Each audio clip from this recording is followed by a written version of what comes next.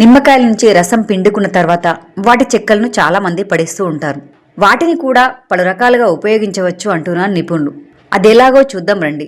Beetroot, strawberry, నేరేడు వంటి పండ్లను కట్ చేసినప్పుడు చేతుల రంగు మారుతూ ఉంటాయి. ఆ మరకలు పోవాలంటే నిమ్మ చెక్కతో రుద్దుకుంటే సరిపోతుంది. ఇక జిడ్డుగా మారిన వంటింటి సింకును నిమ్మ చెక్కతో రుద్ది చూడండి, తలతలా మెరిసిపోతుంది. అలాగే దుర్వాసనలు కూడా దూరం అవుతాయి. చెమట వల్ల బూట్లు దుర్వాసన వస్తూ ఉంటాయి. అలాగని ప్రతిసారి వాటిని శుభ్రం చేయలేం. అలాంటప్పుడు ఎండబెట్టిన నిమ్మ చెక్కల్ని వాటిలో వేసి ఉంచితే దుర్వాసన రాకుండా ఉంటుంది. టవల్స్పై పడిన కొన్ని మరకలు ఓ పట్టాన వదలవు. ఇలాంటప్పుడు నిమ్మ తొక్కలు, వంట సోడా వేసిన నీటిలో వాటిని కాస్త నానబెట్టి ఉతికితే ఎంత మొండి మరకైనా తొలగిపోతుంది.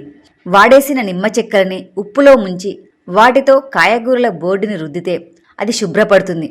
అలాగే వాటిపై ఏదైనా మరకలు ఉన్నా అవి తొలగిపోతాయి. ఇక వెనిగర్లో నిమ్మ తొక్కలను వేసి రాత్రంతా నానబెట్టి మరుసటి రోజున కాసిన నీళ్లు కలిపి ఓ సీసాలో పోసుకోవాలి. ఈ మిశ్రమంతో అద్దాలు, బాత్రూమ్ గోడలు శుభ్రం చేసుకోవచ్చు.